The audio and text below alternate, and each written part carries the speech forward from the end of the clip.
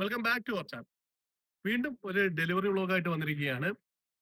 നമ്മൾ XXL V4, അതായത് വീറോ XXL V4 വണ്ടിയാണ് ഇന്ന് ഡെലിവറി കൊടുക്കാൻ പോകുന്നത്. ഇന്ന് നമ്മൾ ശ്രീഹരി ഷോറൂമിലാണ് നിൽക്കുന്നത്. ഓണം ടൈമാണ്, വണ്ടികളൊക്കെ ഒരുപാടുണ്ട്, ഡെലിവറികൾ ഒരുപാടുണ്ട്. അതുപോലെ ഇന്നത്തെ ദിവസം നമ്മൾ ഓണപരിപാടിയായിരുന്നു. അതുകൊണ്ട് ഷോറൂമിൽ ആരുമില്ല, എല്ലാവരും ഹെഡ് ഓഫീസ് മുട്ടത്തറയിലാണ്. മുണ്ടയ്ക്ക് കൊടുത്തുകൊണ്ടാണ് വന്നത് കേട്ടോ. നമ്മൾ ആദ്യമായിട്ടാണ് മുണ്ടയ്ക്ക് കൊടുത്തിട്ടുള്ള ഒരു വ്ളോഗ് ചെയ്യുന്നത്. ഞാൻ ഇന്ന് സംസാരിക്കുന്നത് ടിപ്പറിന്റെ ഫ്രണ്ടിലാണ്. അതായത് നമ്മുടെ 1.4 സിറ്റിക്ക് അത് ടിപ്പർ അടിച്ച വണ്ടിയാണ് എന്റെ ബാക്കിൽ കാണുന്നത്. അപ്പം ആ വാഹനത്തിന്റെ പറ്റി കൊണ്ടാണ് നമ്മൾ സംസാരിക്കുന്നത്. പക്ഷെ നമ്മൾ ഡെലിവറി കൊടുക്കുന്ന വീറോ ആണ്, V4 ഗ്രേ കളർ വണ്ടി, കോൺക്രീറ്റ് ഗ്രേ. അപ്പം ഈ പറഞ്ഞ ടിപ്പർ വണ്ടിയൊക്കെ ചെയ്യണമെന്നുണ്ടെങ്കിൽ കോൺടാക്ട് ചെയ്തിട്ട് നമുക്ക് ടിപ്പർ വിത്ത് ലോണിൽ ബോഡിയൊക്കെ അടിച്ച് കൊടുക്കാവുന്നതാണ്. രജിസ്ട്രേഷന്റെ കാര്യങ്ങൾക്കൊന്നും വിഷയങ്ങളും കാര്യങ്ങളോ ഓൾ കേരളയിലെല്ലാം ഇപ്പൊ രജിസ്റ്റർ ചെയ്യുന്നുണ്ട്. അതുപോലെ വീറോയിൽ നമുക്ക് ടിപ്പർ ചെയ്യാവുന്നതാണ്. വീറോയ്ക്ക് ARI സർട്ടിഫിക്കേഷൻ ആണ് ടിപ്പർ ചെയ്യാൻ വേണ്ടിയിട്ട്. അപ്പം ടിപ്പറിന്റെ എന്തെങ്കിലും ഡീറ്റെയിൽസോ കാര്യങ്ങളൊക്കെ അറിയാൻ നമ്മുടെ നമ്പറിൽ കോൺടാക്ട് ചെയ്തപ്പോൾ ഡീറ്റെയിൽസ് കാര്യങ്ങളെല്ലാം പറഞ്ഞുതരാം. ഇപ്പൊ നമ്മുടെ വണ്ടി ഇവിടെ റെഡി ആവുന്നതേ ഉള്ളൂ. ഇന്ന് ഓണപ്പരിപാടിയൊക്കെ ആയിട്ട് ആളുകൾ ആരും ഇല്ല. ഉള്ളാണെങ്കിൽ ഇവിടെ ഇപ്പൊ ജസ്റ്റ് ഇപ്പൊ വണ്ടി കഴുകി വൃത്തിയാക്കുന്നതേ ഉള്ളൂ. അപ്പൊ നമുക്ക് നേരെ ആ വണ്ടി വാഷ് ചെയ്ത് വൃത്തിയാക്കിയതിനു ശേഷം നമുക്ക് കസ്റ്റമറുടെ വീട് മൈനാഗപ്പള്ളിലാണ്. പക്ഷേ കസ്റ്റമർ ഇന്നുള്ളത് നമ്മുടെ പൊട്ടിയതിന് കുറച്ച് അപ്പുറത്തായിട്ടാണ്. കാരണം കസ്റ്റമറുടെ വൈഫിന്റെ വീടിനടുത്താണ്. അവിടെ അമ്പലത്തിലേക്കാണ് നമ്മൾ പോകുന്നത്. അമ്പലത്തിൽ നിന്നിട്ട് അമ്പലത്തിൽ നിന്ന് വണ്ടി പൂജിച്ചിട്ടാണ് കസ്റ്റമർ ഡെലിവറി എടുക്കുന്നത്. അപ്പൊ നമുക്ക് നേരെ ആ ഒരു ഡെലിവറി ലൊക്കേഷനിലോട്ട് പോവാം.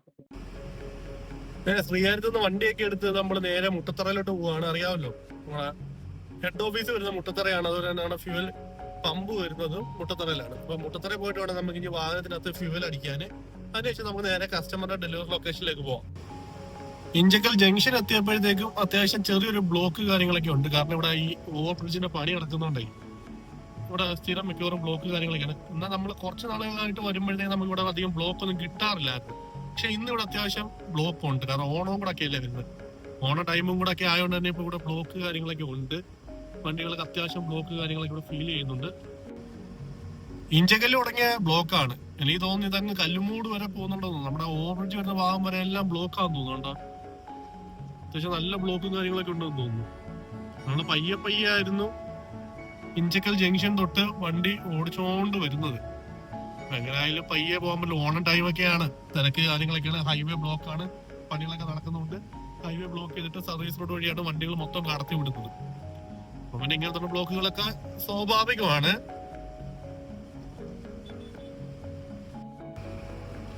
നമ്മൾ ഫ്യൂവലൊക്കെ ഫില്ല് ചെയ്തിട്ട് നേരെ ഇനി കഴക്കൂട്ടത്തോട്ടാണ് പോകുന്നത്.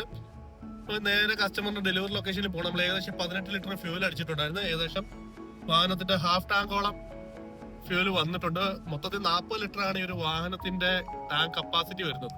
ഇതൊരു V4 വേരിയന്റ് വാഹനമാണ്, ഞാൻ ഓൾറെഡി പറഞ്ഞിട്ടുണ്ടായിരുന്നല്ലോ.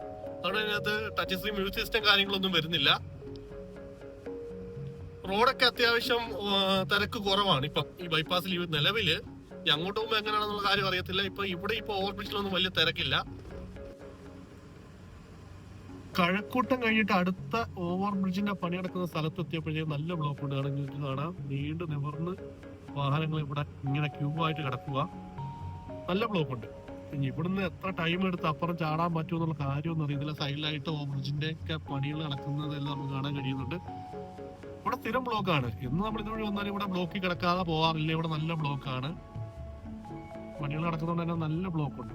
ഇനിയിപ്പോ എത്ര ടൈം കൊണ്ട് ഇവിടുന്ന് ഊരി പോരാൻ പറ്റുമെന്നുള്ള കാര്യം അറിയത്തില്ല. അതുപോലെ നമ്മൾ നേരെയാണ് പോകുന്നത്. ഇന്ന് MC റോഡ് വഴിയല്ല, പണി നടക്കുന്ന ഹൈവേ വഴിയാണ് നമ്മൾ പോകുന്നത്. അതുകൊണ്ട് തന്നെ പോകുന്ന വഴികളിൽ പലയിടത്തും ബ്ലോക്കുകളും കാര്യങ്ങളും കാണാം. അതുപോലെ മഴക്കോളും ഉണ്ട്, മഴ പെയ്യാനുള്ള ചാൻസും ഉണ്ട്. മഴ ചെറുതായിട്ട് ചാറുന്നുണ്ട്. ക്ലാസ്സിലൊക്കെ ചെറുതായിട്ട് മഴത്തുള്ളികൾ വന്ന് വീണിട്ടുണ്ട്.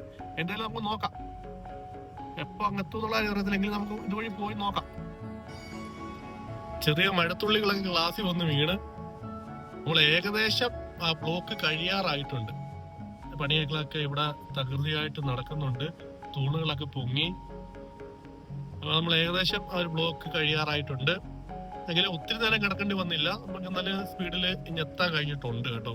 നമുക്ക് എന്തായാലും നേരെ പോയിട്ട് ഇനി ബാക്കി എവിടെയൊക്കെ ബ്ലോക്കുകളുണ്ട്, വഴികൾ എങ്ങനെയൊക്കെ ഉണ്ടെന്നൊക്കെ നമുക്ക് നോക്കാം.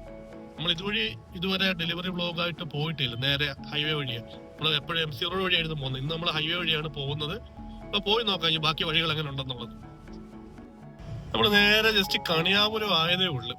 ആ ഓവർ ബ്രിഡ്ജൊക്കെ കഴിച്ച് കൊണ്ടോട്ടൊന്നേ ഉള്ളു. ഇവിടെയും അടുത്ത ഓവർ ബ്രിഡ്ജിന്റെ ഒക്കെ പണികളും കാര്യങ്ങളൊക്കെ നടക്കുന്നുണ്ട്. ഇവിടെ എലിവേറ്റഡ് ഹൈവേ ആണെന്ന് തോന്നുന്നു കേട്ടോ. 2 സൈഡിലും മണ്ണിട്ട് പൊക്കി റോഡ് 2 സൈഡിലായിട്ട് വിഭജിച്ച് അങ്ങനത്തെ ഉള്ള പരിപാടിയാന്ന് തോന്നുന്നു. ഇവിടെ അത്യാവശ്യം നല്ല ബ്ലോക്ക് കാര്യങ്ങളുണ്ട്. വണ്ടികൾ പയ്യെ നീങ്ങുന്നുള്ളു. ഇനിയിപ്പോ ഈ റോഡിൽ ഫുള്ള് ഇങ്ങനെ തന്നെ ആയിരിക്കും. കാരണം പണികൾ നടക്കുന്നുണ്ട്, എല്ലായിടത്തും അത്യാവശ്യം ബ്ലോക്കും കാര്യങ്ങളൊക്കെ ഉള്ളതുകൊണ്ട് ഇങ്ങനെ തന്നെ ആയിരിക്കും ഈ വഴിയിലുള്ള കാര്യങ്ങൾ. കണിയാപുരത്ത് നല്ല ബ്ലോക്കായിരുന്നു. നമ്മളിപ്പോ കണിയാപുരം കഴിഞ്ഞിപ്പോ ഏകദേശം പണികളൊക്കെ പൂർത്തിയായി വന്നിട്ടുള്ള ഭാഗത്തോടാണ് ഓടിക്കുന്നത്. അത്യാവശ്യം വീതിയുണ്ട്, ഇത് ഒരു സൈഡിലുള്ള റോഡാണ്. ഇപ്പം ഇത് വഴി കൂടെ തന്നെയാണ് വണ്ടികൾ അങ്ങോട്ടും ഇങ്ങോട്ടൊക്കെ പോകുന്നതെന്ന് തോന്നുന്നു, കൃത്യമായിട്ട് അറിയത്തില്ല. എല്ലായിടത്തും ഡൈവേർഷൻസ് കാര്യങ്ങളൊക്കെ ചെയ്തൊക്കെയാണ് ഇട്ടേക്കുന്നത്. സർവീസ് റോഡിൽ കൂടെ ആണെന്ന് തോന്നുന്നു അങ്ങോട്ട് പോകുന്നുള്ള വണ്ടികൾ, അതായത് സൗത്ത് സൈഡിലേക്ക് പോകുന്നില്ല, സർവീസ് റോഡ് വഴിയാണ് പോകുന്നതെന്ന് തോന്നുന്നു. അത്യാവശ്യം പണികളൊക്കെ നടക്കുന്നുണ്ട്.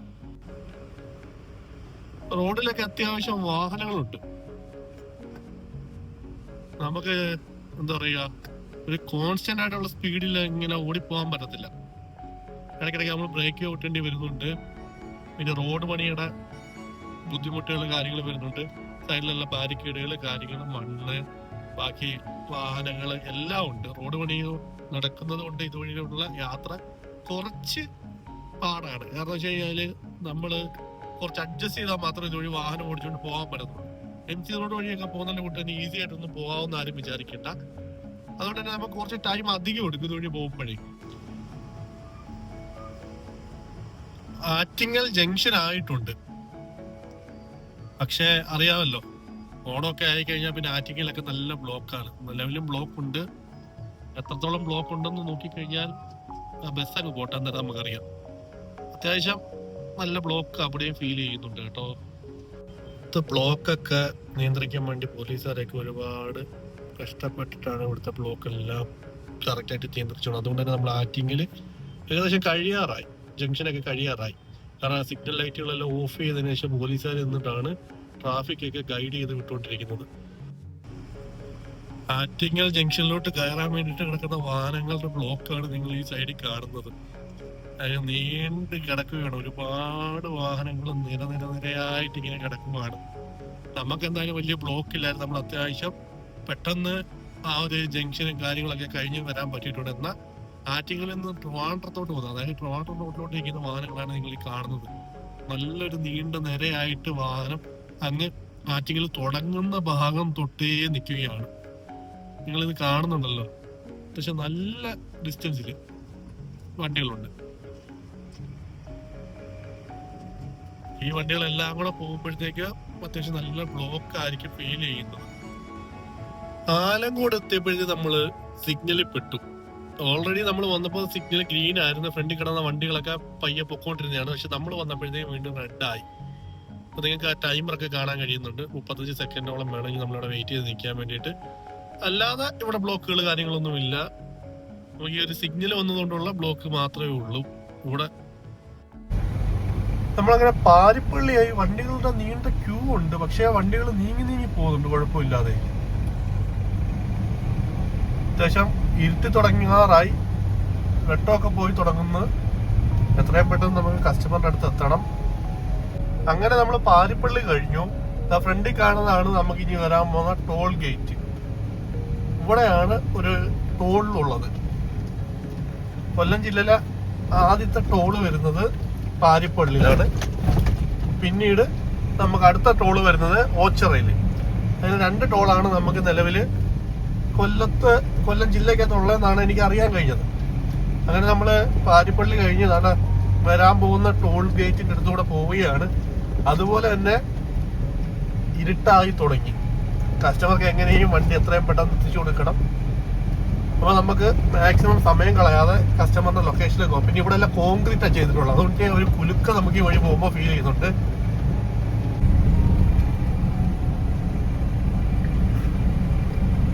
അതിമനോഹരമായിട്ട് റോഡുകളൊക്കെ പണിഞ്ഞു വെച്ചിട്ടുണ്ട്, കാണാനൊക്കെ നല്ല ഭംഗിയുണ്ട്.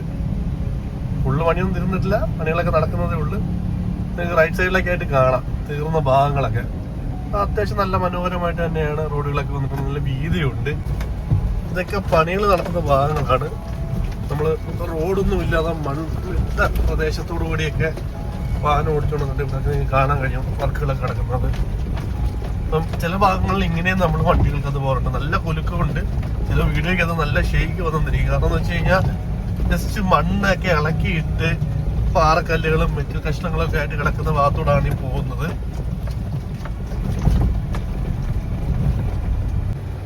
നമ്മളങ്ങനെ കണ്ണനല്ലൂരായിട്ടുണ്ട്. കണ്ണനല്ലൂർ അത്യാവശ്യം ബ്ലോക്ക് ഉണ്ട്, തിരക്കുണ്ട്. ബ്ലോക്ക് എന്നല്ല പറഞ്ഞാൽ അത്യാവശ്യം തിരക്കുണ്ട്. പിന്നെ ഇരുട്ടി, നമ്മൾ രാത്രിയായി, ഒരു 6:45 അടുപ്പിച്ചായി കണ്ണനല്ലൂർ എത്തിയപ്പോഴത്തേക്ക്. ഇവിടുന്ന് ഇനി വേണം നമുക്ക് കസ്റ്റമറിന്റെ വീട്ടിലോട്ട് എത്താൻ. ഇവിടുന്ന് വലിയ ദൂരമൊന്നും ഇല്ല, ഒരു 10 കിലോമീറ്ററിനകത്തേ ഉള്ളൂ.